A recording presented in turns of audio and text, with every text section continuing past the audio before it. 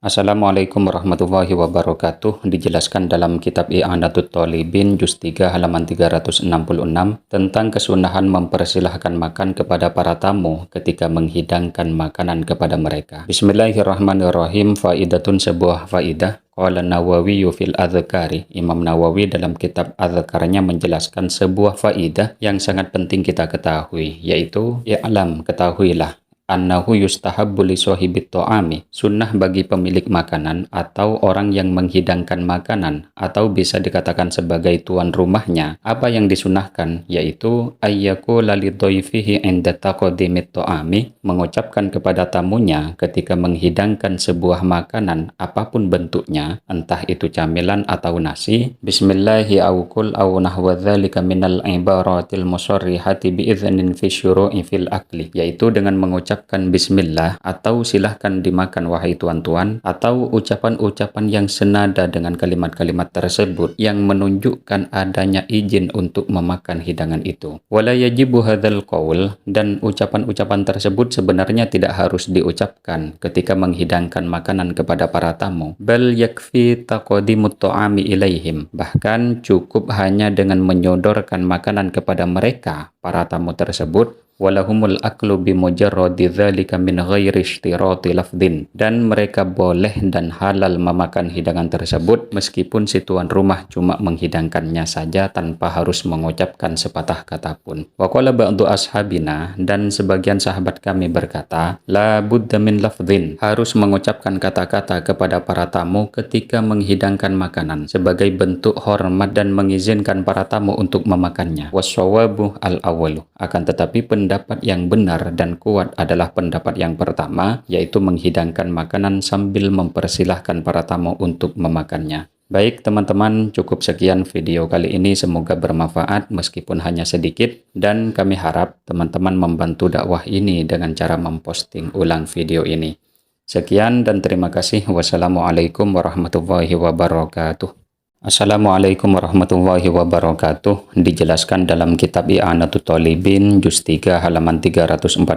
Bismillahirrahmanirrahim. Wa yusannu ayyujami'aha 'indal qudumi min safarihi. Disunahkan bagi seorang suami untuk menggauli istrinya setibanya atau saat baru datang dari bepergian. Anggap saja seharian bepergian, maka ketika pulang ke rumahnya sunnah melakukan bersama istrinya. Apalagi baru pulang dari perantauan, tentunya rindu seorang suami kepada istrinya tidak akan lagi terbendung. Begitu juga sebaliknya. Qala Ain Shin, Syekh Ali Sibromali berkata, Ain Shin ini adalah singkatan nama beliau ya. Ayyujami'aha fil lailatil lati ta'qubu safarahu, yaitu kata beliau yang dimaksud adalah menjima istrinya di malam hari setelah bepergian. Bal au fi yaumihi in ittafaqat khulwatun, bahkan kata beliau boleh-boleh saja hubungan bersama istrinya itu dilakukan pada siang hari apabila keadaan dan situasinya aman, kondusif, sepi, dan tidak khawatir ada yang mengintip.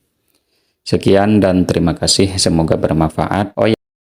Assalamualaikum warahmatullahi wabarakatuh. Pernahkah teman-teman sekalian terpikirkan tentang bacaan Sami Allahu liman hamidah dalam sholat itu? Kenapa bacaan itu beda sendiri daripada yang lain? Kenapa tidak mengucapkan takbir saja, Allahu Akbar, sebagaimana ketika mau ruku, mau sujud, bangkit dari sujud, dan lain sebagainya? Sejarah awal mula bacaan itu disebutkan dalam kitab I'anatut Thalibin juz 1 halaman 154. Seperti apakah sejarahnya? Baiklah, markibas, mari kita bahas. Bismillahirrahmanirrahim.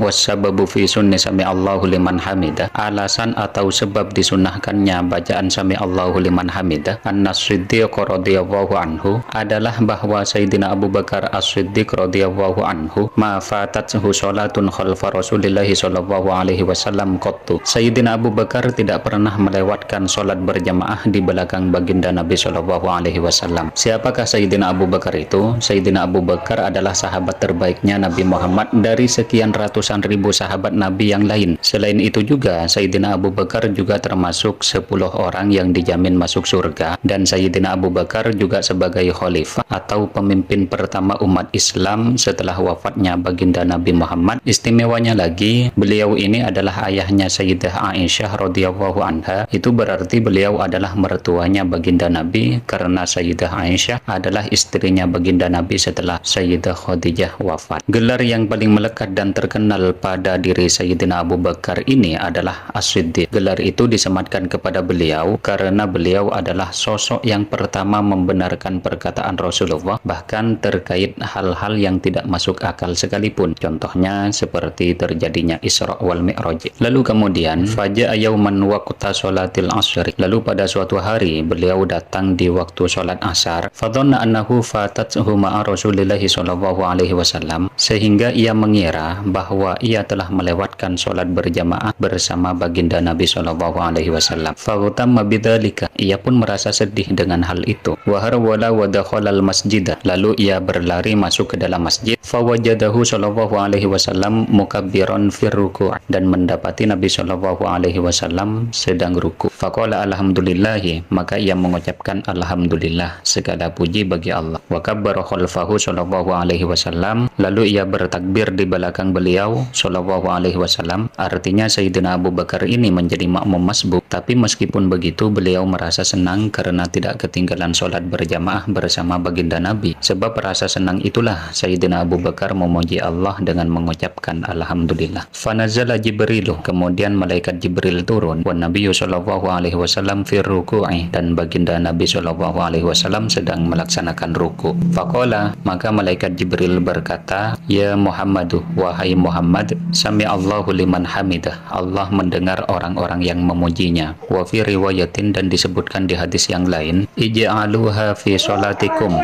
jadikanlah bacaan itu, yakni sami Allahu liman hamidah, dalam sholatmu. Faqala, maka baginda Nabi membacanya inda raf'i minar ruku'i, ketika bangkit dari ruku'. Wa kana qabla dzalika, karena sebelumnya yarka'u bit takbiri wa yarfa'u bihi, beliau Nabi Muhammad selalu ruku' dan bangkit darinya dengan bertakbir, mengucapkan Allahu Akbar. Fasorat sunnatan min dzalikal waqti, sejak saat itulah bacaan sami Allahu liman hamidah menjadi sunnah dibaca ketika bangkit dari ruku'. Bi barakati Siddiq radhiyallahu anhu, sebab barokahnya Sayyidina Abu Bakar As-Siddiq radhiyallahu anhu. Baiklah teman-teman, sekian dan terima kasih, semoga bermanfaat. Wassalamualaikum warahmatullahi wabarakatuh. Assalamualaikum warahmatullahi wabarakatuh. Ada sebuah penjelasan di kitab I'anatut Thalibin juz 3 halaman 273 tentang tempat, waktu, hari, dan bulan yang paling bagus dan disunahkan untuk melaksanakan acara akad nikah. Manfaatnya agar dijadikan keluarga sakinah, mawaddah, warahmah, dan diberikan keturunan yang soleh-solehah. Bismillahirrahmanirrahim. Wa yusannu ayyakunal aqdu fil masjidi. Pertama, disunahkan akad nikah dilakukan di masjid. Mungkin alasannya karena masjid merupakan tempat yang paling mulia di muka bumi ini.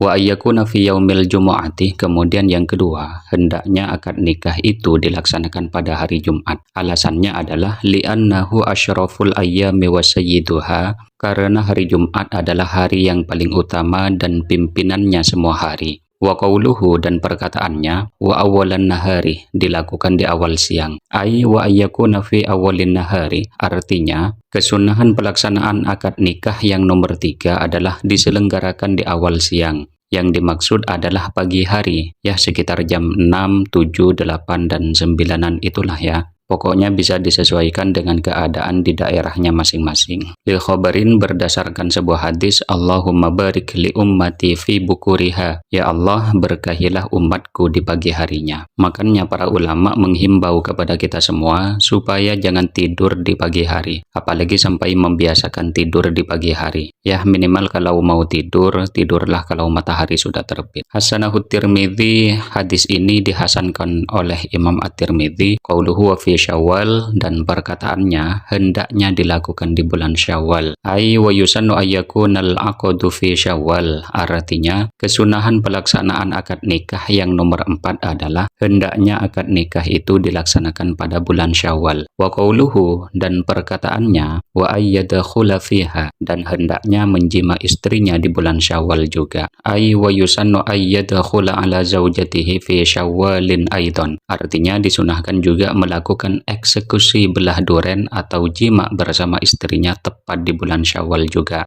Baiklah teman-teman, jangan lupa favoritkan video ini agar nanti teman-teman ketika mau menikah tidak bingung dengan tanggal dan hari apa untuk melaksanakannya. Dan bagikan ke teman-teman yang lain, khususnya yang mau menikah, agar bisa mengamalkan penjelasan di atas. Sekian dan terima kasih. Semoga bermanfaat. Wassalamualaikum warahmatullahi wabarakatuh.